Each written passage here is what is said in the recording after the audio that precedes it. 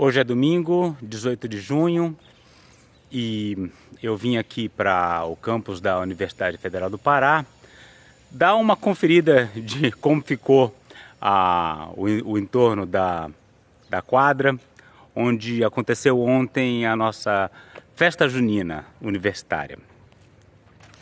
Eu fiquei muito impressionado de como os alunos se mobilizaram na organização dessa festa e participaram. Não fui na festa propriamente dita, porque eu durmo cedo.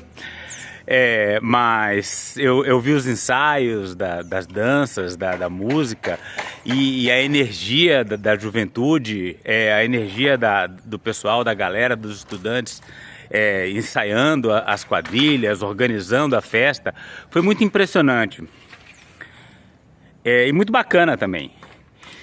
E infelizmente isso contrasta com uma profunda apatia dos mesmos estudantes quando se trata da questão ambiental, das mobilizações, especialmente dos protestos ligados à questão ambiental. A gente está em Altamira, no centro da Floresta Amazônica, onde a gente tem ainda um bocado de floresta preservada e uma taxa de devastação aceleradíssima. É aquela região que Eliane Brum definiu como o centro do mundo, porque a gente está numa posição central para discutir a preservação ambiental e a crise climática. No entanto, quando a gente organiza os protestos do clima aqui na região, pouquíssima gente aparece. Faz pouco tempo que fizemos uma manifestação a favor da preservação das árvores, as árvores da nossa universidade, que fazem sombra até para os próprios alunos. E a participação também foi bastante reduzida e bastante tímida. E eu me pergunto por que essa juventude, que tem tanta energia, tanta capacidade de organização, se envolve tão pouco com a questão ecológica, ambiental e climática. E uma das respostas possivelmente está nas críticas, nos ataques que aquela jovem ativista Greta Thunberg sofre por todo o mundo. Aqui no Brasil, um dos principais algozes dessa jovem ativista é o Pondé, o Cuca Pondé. E eu vou analisar aqui um pouco das falas dele em relação à Greta. Recentemente eu andei falando muito da Greta nas minhas redes sociais, depois que eu vi essa foto da Daniela Silva, que é uma companheira nossa de luta aqui em Altamira, da luta contra as injustiças socioambientais e etc. E ela esteve com a Greta e postou essa foto junto com ela, sobre a qual eu escrevi: olha aí, nunca protestei com a Greta, mas a nossa companheira de luta contra Belo Monte, a Dani, já. Hidrelétricas não são energia sustentável. Mexeu com a companheira Greta, mexeu comigo. Só isso foi suficiente para que eu recebesse várias mensagens de ódio, tanto da direita quanto da esquerda, contra mim e contra a Greta. Sem hidrelétricas, de onde vai vir a energia? Diz Bruno Dias. Vamos lá. Lacaios do imperialismo, diz o Mosca na Sopa. Enquanto isso, a Europa transforma florestas em carvão, diz o RI Digital. Mexeu com Jorge Soros, mexeu comigo. Aí Daniel Augusto mostra a Greta cercada de cifrões, né, de símbolos de dinheiro, com uma montagem que diz a produção da Greta. Aí Ana: por que Greta é uma santa e não fala um A sobre o carvão da Europa e as queimadas do Canadá? Quer dizer que a Greta agora tem que falar de tudo, né?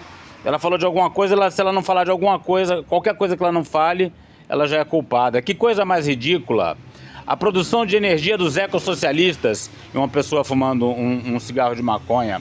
Marcelo Kalimann: que tipo de energia você usa para carregar a bateria do seu celular e escrever essa idiotice? Quer dizer, ataque de tudo que é tipo, né? Golpistas, zongueiras trabalhando junto pelo Império Estadunidense. Brasileiro Duro fala: no doutorado que você fez na Inglaterra também se ensina esse tipo de maquiagem estúpida. Greta Soros Thunberg está cagando e andando para você, para a Amazônia, para o Brasil, para os povos originários. E por aí vai. A gente fica pensando, como é que aquele cara maluco escreveu ali no meu Twitter, golpistas zongueiras, porque ele chama a Greta de golpista, né? Mas aí você vai na capa da Folha de São Paulo, de 18 de janeiro, e tá escrito, punição a golpistas esbarra em gigantismo do caso. E embaixo tem uma foto da Greta sendo carregada num protesto. Qual é a relação entre os protestos de 18 de janeiro e a Greta? Nenhuma! Né? A Folha sempre pode dizer que são coisas diferentes na capa, mas é evidente que ele estabeleceu essa relação e que o outro ali captou a mensagem e está reproduzindo. Agora vamos ver o que o Pondé, a Cuca Pondé, fala da Greta Thunberg. É óbvio que ele odeia ela, né? Porque ela reúne duas coisas que ele odeia: mulheres e pessoas que lutam por um mundo melhor. Será que a Greta Thunberg duraria muito tempo como estagiária de uma empresa hoje, Pondé? Essa Thaís Oyama é terrível, a mulher é uma cobra. Será que a Greta Thunberg duraria muito tempo como estagiária de uma empresa, Pondé? Ela podia fazer a mesma pergunta para mim, né? Será que o Rodolfo sobreviveria muito tempo como professor de uma universidade particular? Certamente que não. Pelo menos não com a postura que eu tenho, que eu critico a sociedade, que eu critico o agro, que eu planto árvores muitas vezes contra a vontade dos altos postos de coordenação aqui do campus. Aqui, por exemplo, a gente não teria essas árvores. Quando eu plantei isso aqui, eu recebi uma instrução para arrancar. Eu falei, não vou arrancar. Quem quiser que arranque e arque com os custos políticos de arrancar. E hoje em dia as árvores estão aí fazendo sombra. É a mesma coisa. A gente precisa da universidade pública, onde a gente vai ter professores contestadores, e precisa das meninas suecas bem informadas, com certa tranquilidade, para fazer um protesto pelo clima. A Greta, ela é uma menina que, por alguma razão dentro da história de vida dela, que não me interessa, não quero entrar em questões da história de vida dela, ela... Mentira do Pondé que a história de vida dela não interessa. É só o que interessa a ele. Ele fala o tempo todo que ela é uma menina mimada, frustrada, que ela devia estar transando, né? Aliás, é um preconceito danado, né? Que se uma mulher está engajada raivosamente, com razão que ela tem que estar raivosamente, porque afinal o planeta está sendo destruído na frente dos nossos olhos, né? Então é falta de sexo. Esse é o velhíssimo preconceito machista e que o Pondé está refletindo. Então ele só se interessa pela história de vida dela. Se tem uma coisa que ele não se interessa aí, é pelo clima. Que você vê que ele ataca a Greta de todas as formas, mas não fala uma palavra sobre as mudanças climáticas. Acabou se transformando e achou uma narrativa psicológica para ela. Que ela está irada com as gerações anteriores e que a geração dela vai fazer uma revolução, que é uma grande bobagem. Floco de neve não faz revolução, derrete. Mas a Greta nunca disse que ia fazer uma revolução. O que ela está fazendo é a parte dela. Ela pegava a garrafinha d'água dela, sentava ali na frente do parlamento, com o cartazinho dela, e fala, olha, vocês estão destruindo o clima, a gente precisa proteger o clima do planeta. Não tem revolução aí. Tem uma pessoa defendendo aquilo que ela acredita. O pânico do Pondé e das pessoas que estão por trás dele é que mais e mais pessoas comecem a fazer isso. E aí a gente vai ter que mudar alguma coisa aí no sistema de produção, no capitalismo, na organização do planeta. E é isso que eles não toleram. E ela é uma menina que, no fundo, é uma menina mimada, ininada, que levam ela muito a sério. Eu até entendo que uma menina escandinava, com uma condição de vida tão boa em termos de classe média, possa se transformar em alguém que acha que aos 16 anos, quando ela apareceu, ou 15 anos, ela iria fazer uma revolução no mundo. O que eu acho ridículo, na verdade, em relação à Greta, são os adultos que a consideram um guru. Isso eu acho muito ridículo. Inclusive porque o discurso dela, a ideia de que uma menina de 16, 17 anos possa se dedicar a isso é luxo de escandinavo. Não é uma questão de guru, né? Nem Greta é guru, nem Raoni é guru. Ele tá atacando a pessoa, por quê? Porque ela simboliza uma luta. É claro que tem muito mais gente envolvida nessa luta, mas é natural que um jovem simbolize a luta pelo clima, porque o clima hoje em dia, a gente já está com problemas, né? Agora há pouco a gente teve um ciclone no Rio Grande do Sul, causou bastante estrago, que já é consequência das mudanças climáticas. Mas isso é o comecinho de um processo que vai se manifestar de uma forma muito mais intensa na segunda metade do século, né? Aliás, a partir de 2030 também a coisa vai estar muito feia, e pelo resto do futuro da história da humanidade. Então é natural que um jovem seja um símbolo dessa luta pelo clima, que é a luta pelo futuro. Mas não, eu acho que ela é uma menina que vem de uma sociedade razoavelmente afluente, né, norte da Europa, e nesse sentido são jovens que normalmente têm um pouco mais de tempo do que jovens, por exemplo, que têm que começar a trabalhar com 12 anos, senão não come, certo? E eu também acho que o tom da voz dela é muito pesado para a idade. Pois é, outra crítica importante, outra crítica recorrente é que ela vem do norte da Europa, de uma sociedade rica, e que é outra bobagem, né? Porque é claro que a maior parte dos jovens não tem a oportunidade nem de se informar sobre as mudanças climáticas e nem de se colocar, porque estão lutando para sobreviver. Nesse ponto ele está certo. Mas não é por isso que ela, que tem a oportunidade, deva deixar de fazê-lo. E a questão do tom de voz, por favor, né? É dramático o que está acontecendo.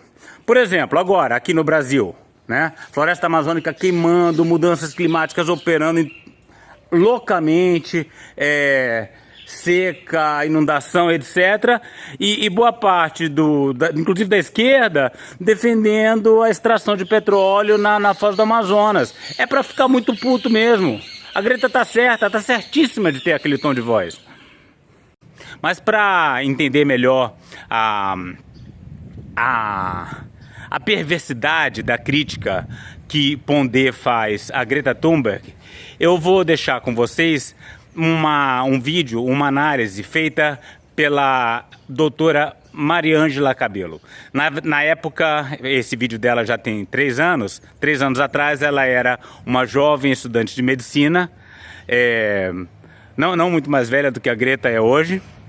E hoje em dia é uma jovem doutora. E o vídeo dela é muito interessante. Vamos dar uma olhada.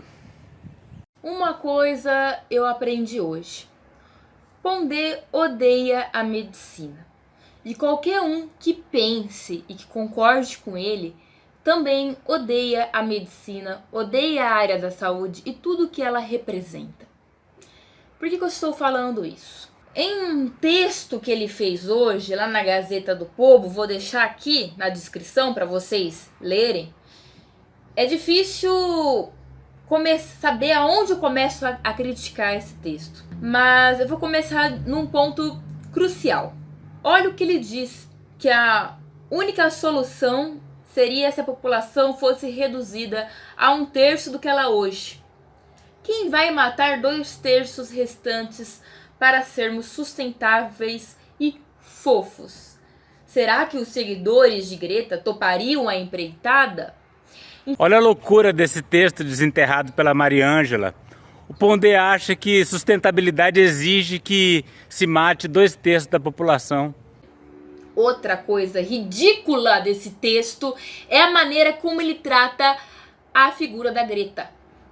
Ele traz uma série de advérbios desnecessários para caracterizar essa menina que tem, eu particularmente, e qualquer um que não conhecesse a história dessa menina acharia que é um discurso emocionante, emocionado. Ninguém pode mais sentir raiva, tristeza, ninguém pode exteriorizar isso. Um jovem não pode utilizar de um discurso emotivo mais. As pessoas não podem, elas têm que ser aquela falsa imagem do se eu falo que nem um robô, é aquele típico político.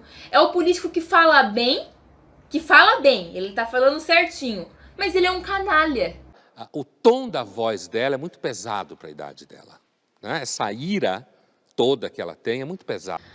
Porque você não pega a essência do discurso, você se prende à aparência do discurso. Os ativistas desse tipo fanático e patológico são tão sérios e falam de um jeito tão grave ou até raivoso, como você falou? Eu acho que o modelo deles, assim, no horizonte mais próximo que eu domino, o modelo deles é o profeta do Apocalipse, né? Você já viu o profeta do Apocalipse não ser assim? Aquela figura que fala que o mundo vai acabar, vai subir labaredas de fogo do chão, e Deus vai castigar os impuros, e vai destruir o mundo todo. Normalmente são pessoas que são iradas, certo? Porque, inclusive, se elas não forem assim, elas não passam a mensagem. Imagina alguém que faz piada, que dá risada, que é irônico, passar a ideia de que você deve, então, se comprometer e acreditar que o cometa vai bater na Terra amanhã. Reparem como esse trecho da fala do Pondé confirma exatamente aquilo que a Maria Ângela acabou de dizer. Ele se prende à forma e ignora o conteúdo do discurso. Por que o Pondé, quando fala do tom de voz da Greta, compara com um profeta do Apocalipse que prevê a chegada de um cometa que vai destruir o planeta, né? Uma previsão apocalíptica delirante. Por que ele não fala da mudança do clima? Por que ele não fala que o tom de voz dela talvez seja importante para que as pessoas acreditem numa mudança climática que vai transformar as condições de vida no planeta, vai reduzir as chances de sobrevivência da humanidade devido à degradação dos oceanos, aumento das secas, chuvas torrenciais que causam alagamentos, incêndios, etc. Por que ele não fala disso? Por que ele insiste em falar do delírio do profeta do Apocalipse que cita um cometa que viria a destruir a Terra? Porque o conteúdo não interessa, o que interessa é criticar a forma do discurso da Greta, chamando-a, inclusive, de histérica, o que é uma posição machista, como a Maria Ângela vai explicar na sequência. Ele usa um termo que a gente já não usa mais na medicina, ele usa o termo histeria, ele simplesmente agride essa garota como histérica, mimada, sabe? Um xingamento gratuito para uma garota. Chama ela de histérica. Histeria é um termo machista, gente. Por isso que a medicina parou de usar. Uma garota que está peitando o mundo. Uma garota que está peitando os poderosos. É isso. Greta Thunberg existe e protesta contra o clima porque vive numa sociedade em que ela encontrou apoio para isso, encontrou apoio junto aos seus pais, encontrou projeção da mídia. E por que nossos alunos aqui da universidade, que tem tanta energia para fazer uma festa tão bonita, tão organizada, não se envolvem na luta pela ecologia, na luta pelo clima? Certamente essa campanha sórdida contra a Greta, que abraçou essa causa, termina influenciando essas pessoas. Ainda mais numa sociedade em que muitas vezes os pais desses jovens aqui são ligados a atividades que destroem o meio ambiente.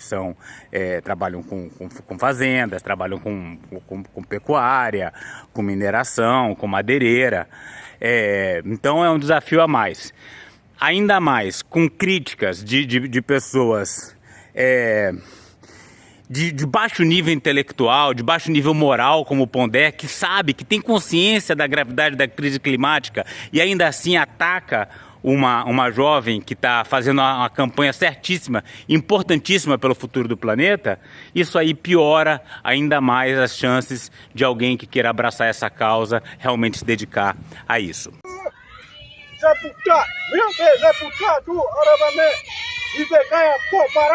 Para saber mais e participar dessa luta radical pelos povos indígenas, a floresta tropical e a biodiversidade de modo geral, inscreva-se no canal, deixe seu like e comentário.